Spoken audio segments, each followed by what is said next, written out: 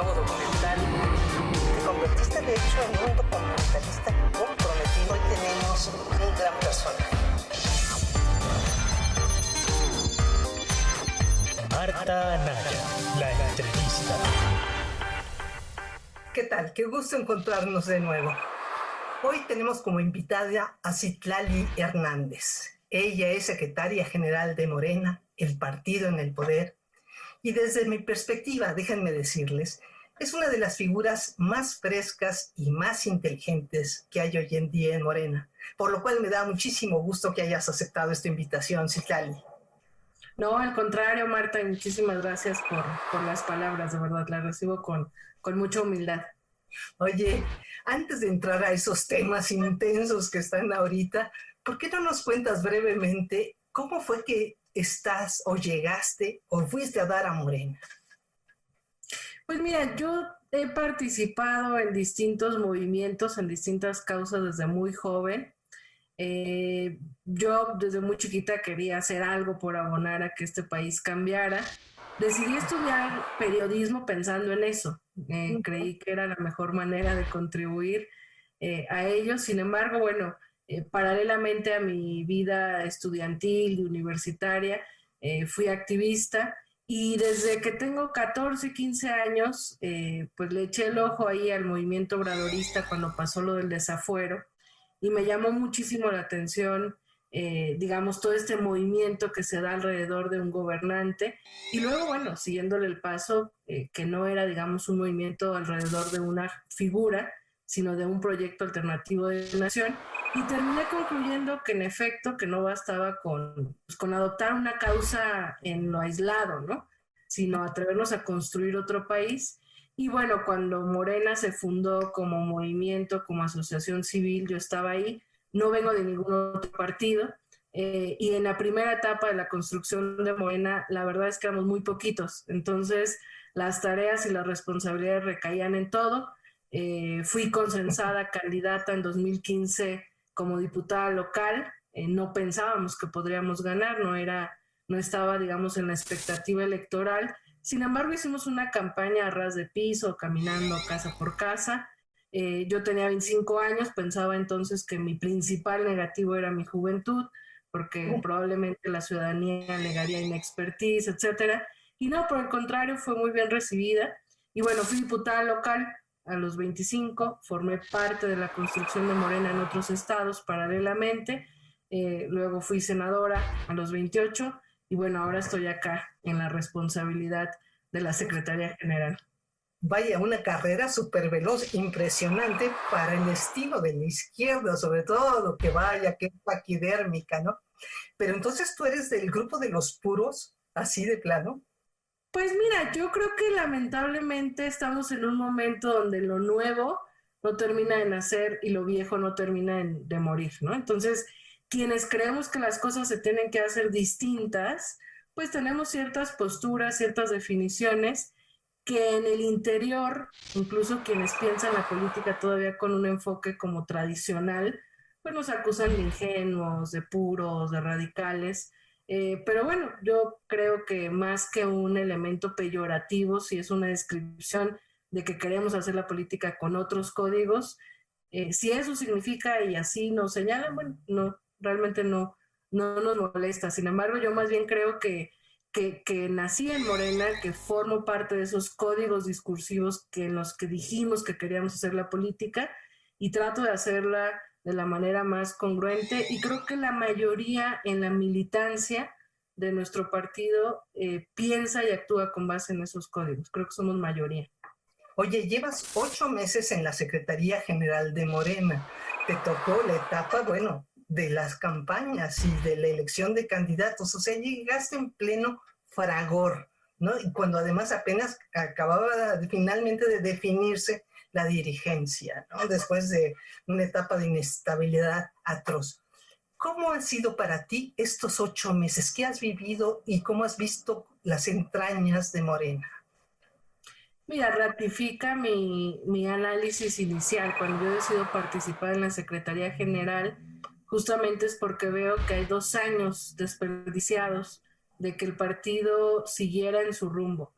Yo creo que Morena surgió con el objetivo de llevar a Andrés Manuel a la presidencia para implementar un proyecto de nación diferente, con el objetivo de construir nueva cultura política y con un objetivo muy profundo que es entender que este país no va a cambiar solo con un partido político. Necesitamos una gran revolución de conciencias donde cada vez se capitalice más esa idea o se visibilice esa idea de que la democracia es el poder del pueblo y un pueblo informado pues tiene las riendas de su destino. Entonces, perdimos 2 años como partido en la posibilidad de seguir abonando esa revolución de las conciencias, de seguir construyendo nuevas prácticas políticas. Y bueno, mi diagnóstico inicial cuando entré a la Secretaría General es que hay 2 grandes visiones al interior de Morena. Quienes probablemente sin una malintención no comprendan o no asuman que estamos llamados a hacerlo absolutamente todo diferente, y quienes estamos, a lo mejor si quieres ilusamente, yo creo que no, estamos aferrados a que las cosas se tienen que hacer distintas porque no podemos sencillamente repetir los mismos errores que han llevado a la debacle a otros partidos políticos. Entonces, desde dentro lo veo más claro, sin duda no es tan sencillo como a veces pareciera desde afuera cambiar las cosas. Ese primer choque de realidad, digamos, lo tuve cuando fui diputada local. Yo venía del movimiento social, del activismo, y bueno, el sistema político está engranado para corromper, está engranado, articulado para que no te salgas, digamos, de las líneas tradicionales. Y cuando tú decides hacer política desde la transformación, sin duda estás constantemente resistiendo a esa imposición de hacerlo como siempre se ha hecho, y es, digamos, doblemente o triplemente más complejo, pero creo que vale la pena. Entonces, al interior de Morena, en un partido de 7 años de existencia, estamos en eso. Creo que o nos atibiamos un poco en esta mezcla tan plural que tenemos y nos convertimos en un partido un poco más común, o logramos seguir, digamos, en la construcción de un objetivo muy puntual que tenemos la mayoría, de ser un partido movimiento diferente.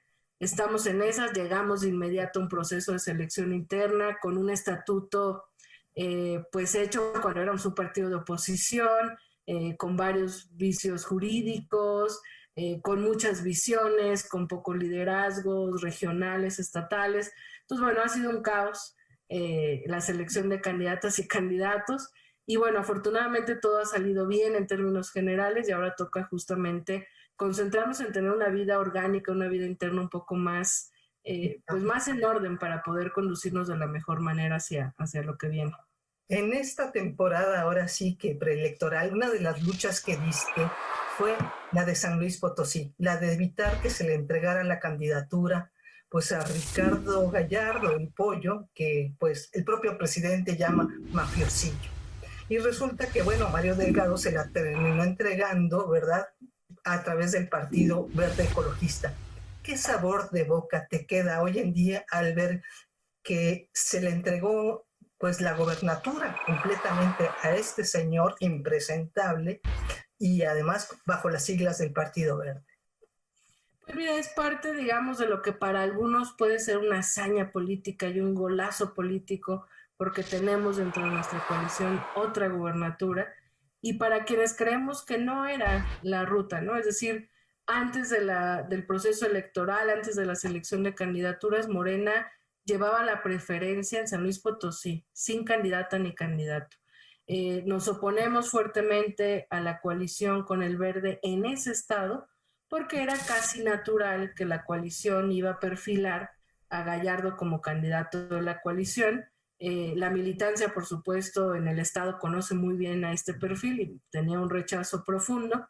Logramos detener esa coalición y entonces el Verde y el PT van en coalición. Nosotros vamos atrasando nuestro proceso de selección de candidaturas. El último estado que definimos era San Luis Potosí, tocaba a fuerzas una mujer para cumplir con la paridad en las candidaturas a gobernadores y gobernadoras. Y bueno, aunque ganó la encuesta nuestra actual candidata, la realidad es que era un perfil pues muy, muy endeble porque venía recién del gobierno estatal, porque no tenía el respaldo de Morena, etcétera, etcétera.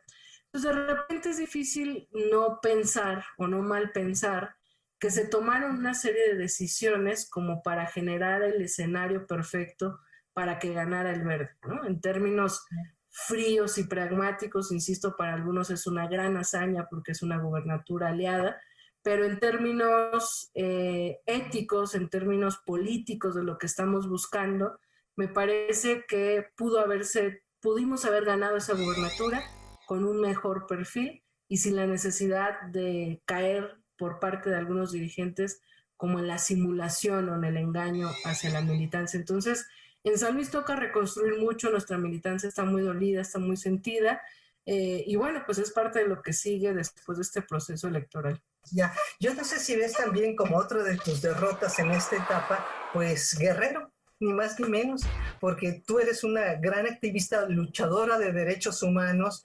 Lo de Félix Salgado, pues creo que te traía, pero así que no podías con el tema. Y bueno, finalmente fíjate cómo se resolvió. Yo no sé si también quedas contenta con esa historia. Mira, dimos una batalla pública y privada que yo creo que poco se ha visto en otros partidos políticos. Había dos posiciones muy claras, unos que decían que tendría que ser Félix, que eran ataques infundados, que no le hiciéramos el juego a la derecha, y otra que decíamos, bueno, sea real o no sea real, desde nuestra postura hay que creerle a las posibles víctimas, no ponemos en riesgo una gubernatura si cambiamos al candidato. Yo prefiero tener de víctima a un compañero que le quitamos una candidatura a saber que hay víctimas mujeres que sufrieron violencia de cualquier tipo, ¿no? Evidentemente hubo un uso electoral del tema, de nuestros adversarios, pero bueno, se dio esa división, digamos, en Morena, tanto pública como privada. Sin duda duele, lastima, decepciona que haya, digamos, se haya privilegiado otro pulso, otra visión, otra vez un poco más pragmática. Yo creo que no impactó en Guerrero. Pienso que probablemente algunos de los resultados en la Ciudad de México, algunas de las razones que nos quitaron votos, que nos quitaron confianza en la ciudadanía, pudiera ser lo de Félix Salgado Macedonio. Y luego, bueno, después de que el INE nos quita la candidatura, es increíble, pero mandamos a hacer encuestas, en 2 encuestas privadas y en la comisión de encuestas del partido, y la ciudadanía guerrerense prefirió 1000 veces a la hija de Félix Salgado. Entonces, decepciona desde una visión chilanga, pues, ¿no? Pero sin duda no es la misma cultura en Guerrero, ¿no? No es la misma visión, no porque seamos más o menos unos, sino porque hay una cultura un poco machista, más normalizada en Guerrero. Entonces, bueno, evidentemente son parte de los retos que tenemos. Necesitamos que este sistema patriarcal que trastoca toda la vida pública y privada de nuestro país, pues poco a poco vaya rompiéndose. Y a lo mejor en ese inter perdemos varias batallas, pero lo importante creo que es darlas, porque probablemente en otros momentos de la vida política de este país no se daban, o por lo menos no se daban tan públicas.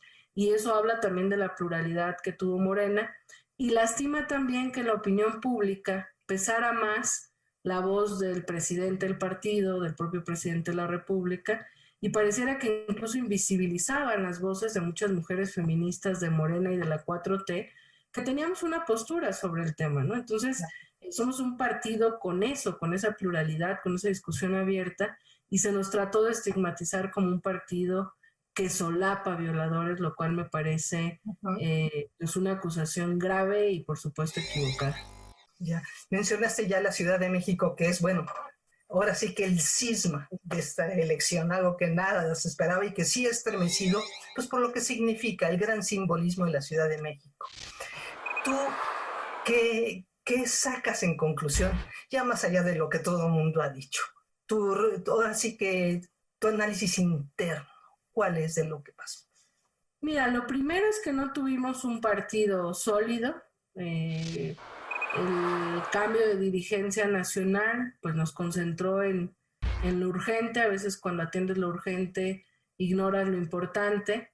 nos metimos en el tema nacional, casi que dimos por hecho, de manera inconsciente, que la Ciudad de México estaba ganada, que es un bastión progresista, que es un bastión obradorista, que nuestra jefa de gobierno está muy bien evaluada. Entonces, bueno, no hubo una presencia fuerte en la dirigencia nacional. Creo que no se logró consolidar un partido estatal. Hubo un cambio de dirigencia, pero bueno, al final no fue suficiente probablemente el tiempo para consolidar. Creo que como espacio donde resuena toda la discusión pública en la capital, pareciera que yo parto de que sistemáticamente hay un ataque hacia nuestro movimiento, a veces basada en la mentira, a veces basada en el miedo, a veces basada en la verdad, y como que no hemos metido las manos, ¿no? O sea, nos están golpeando, no metemos las manos, y creo que en algún sector, clase alta, clase media, logró permear ese discurso que tuvo su impacto en 2006. El discurso de que vamos a destruir el país, las instituciones, que nos vamos a convertir en Cuba, en Venezuela, lo que sea que en eso imagine un sector de la población.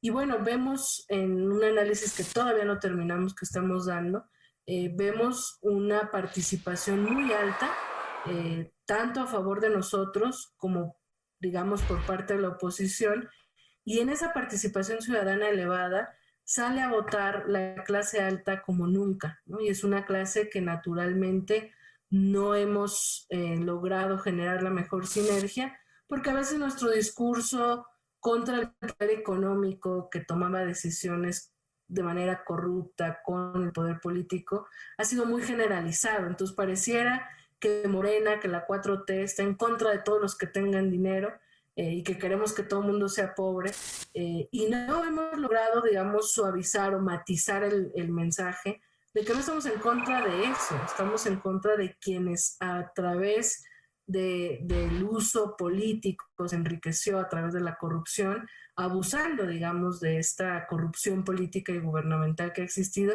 Entonces, bueno, yo creo que hemos fallado en acercarnos a ciertos sectores, en explicar nuevamente de qué va nuestro proyecto, y que sin duda no es lo mismo la capital que el país. Te digo, este caso de Félix, sin duda no pegó en Guerrero, pero probablemente hay un sector feminista que esté enojado con nosotros, y que nos tache incongruentes, que lo doblemente doloroso es que en ese voto de castigo pues haya terminado votando por el PAN, por ejemplo, ¿no? Pero no es que votaban por el PAN esencialmente, están votando en contra, yo creo, o no en contra, enojados con López Obrador por el maltrato. Creo que es muy diferente. O sea, no es que la ciudad haya dejado de ser de izquierda y progresista, sino que ni que se haya vuelto panista.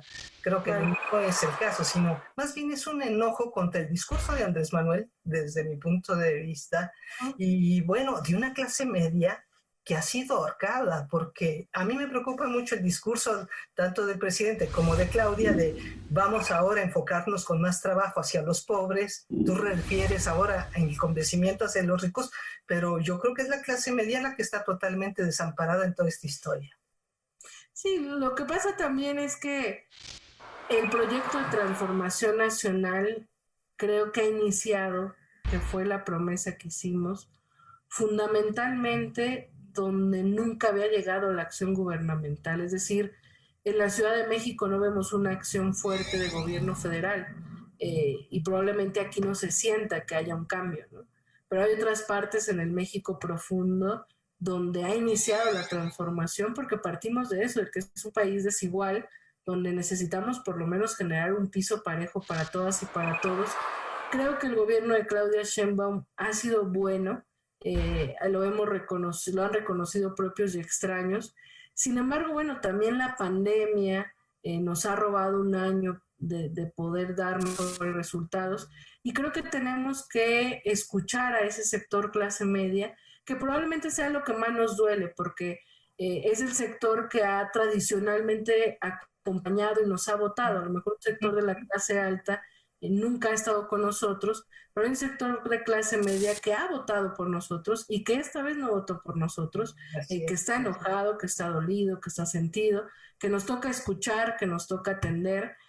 porque nosotros queremos gobernar para todas y para todos, sin duda empezando por quienes más lo necesitan, porque necesitamos generar cierto piso de igualdad en el país, pero no necesariamente que eso signifique abandonando a las clases medias. Y necesitamos atender también ahí sus exigencias, sus demandas, sus preocupaciones, y generar un puente, digamos, más fuerte y de mayor articulación. Y creo que ese sin duda es un aprendizaje y algo que veo que está en la conciencia tanto del presidente como en la jefa de gobierno y bueno, en el análisis del partido también. Ojalá. Oye, ¿cómo crees que deba ser esta segunda etapa del gobierno del presidente López Obrador? ¿Tiene que seguir igual polarizando, radicalizándose aún más? ¿Tú cómo lo ves? ¿Qué esperas de él? ¿Qué espera el partido de él? ¿Sabes qué? Yo creo que creo que necesitamos mejorar la discusión pública. Pienso que tanto algunos opositores como algunos medios de comunicación y algunas personas en general no hemos diferenciado entre el discurso político del presidente, es decir, él no es un tecnócrata, no es un político acartonado, fue el principal líder de oposición de este país, es un luchador social. Entonces tiene un discurso político en la mañanera, donde responde a sus adversarios, donde da posiciones políticas, pero paralelamente va caminando todo un engranaje gubernamental y creo que no hemos diferenciado eso entre el discurso político y la acción de gobierno. Y a mí me parece que necesitamos visibilizar más la acción de gobierno, que yo la pondría en 4 ejes principales, digamos, en lo que creo que hay concentrada toda la atención, o el esfuerzo, el presupuesto, digamos, el objetivo de gobierno, y es pacificar este país, que es lo que más trabajo nos ha costado, que sin duda es una tarea complicada, generar bienestar en las familias, sobre todo en quienes más lo necesitan a través de estos programas sociales, que yo creo que en esta segunda etapa del sexenio, o en este último trienio, tiene que convertirse no solo en un derecho social, que sea, digamos, de recibir un apoyo, sino que generar mayor integralidad en el programa social o en el derecho que se da, y ahí creo que podríamos profundizar más, para romper también esta idea de que solo se está regalando dinero a los pobres, porque ni siquiera es así. Entonces, bueno, yo veo pacificar el país, generar bienestar, combatir la corrupción, o sea, realmente empezar no va a ser fácil ni de la noche a la mañana, pero sí iniciar con una nueva etapa política donde no normalicemos la corrupción gubernamental, la corrupción política. Y el cuarto objetivo son los grandes proyectos de desarrollo que buscan generar su impacto económico, generación de empleos, que es donde está la refinería, el Tren Maya, el tren transísmico, ¿no? Claro. Que poco se ha hablado, digamos, de esa acción gubernamental que más allá de lo que discutamos pública o políticamente, está pasando, ¿no? Hay una acción gubernamental que sin duda está avanzando y creo que en una oposición sana, en una democracia, tendríamos que concentrarnos en eso, en cómo mejorar la acción de gobierno, en qué se está haciendo mal, qué se está haciendo bien, qué se puede mejorar, y no en el discurso político solamente del presidente. Y entonces creo que necesitamos provocar otra discusión pública, por lo menos desde el partido y en lo personal. Yo quisiera abonar a eso, porque podemos diferir, pero creo que no tenemos que caer en los extremos digamos, podemos utilizar argumentos, no disminuirnos por adjetivos calificativos entre nosotros. Oye, Citlali, ¿tú crees que Morena requiere un nuevo dirigente? Yo veo tus redes y claman por una nueva dirigencia. Pues mira, hay inconformidad. Yo creo que tuvimos buenos resultados en términos generales. En la vida interna hay muchas críticas, hay mucho sentir.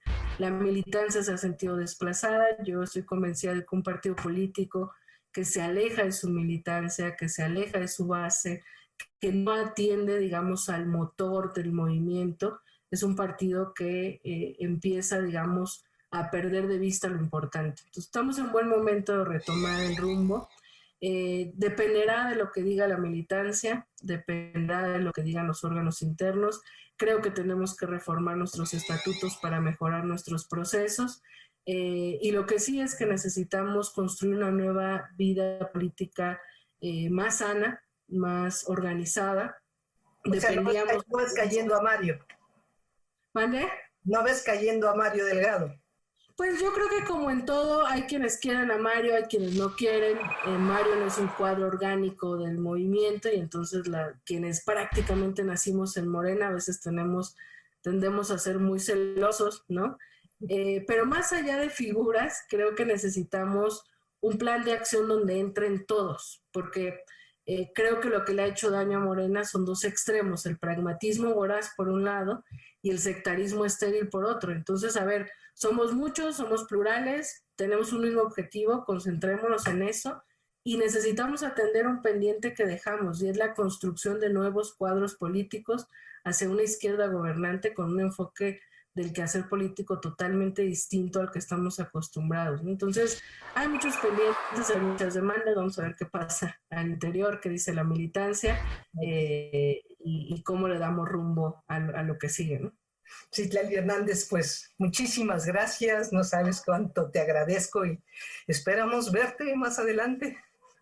Sí, claro que sí, Marta, al contrario, ha sido un enorme gusto y pues aquí seguimos a la orden. Vale, hasta pronto. Gracias.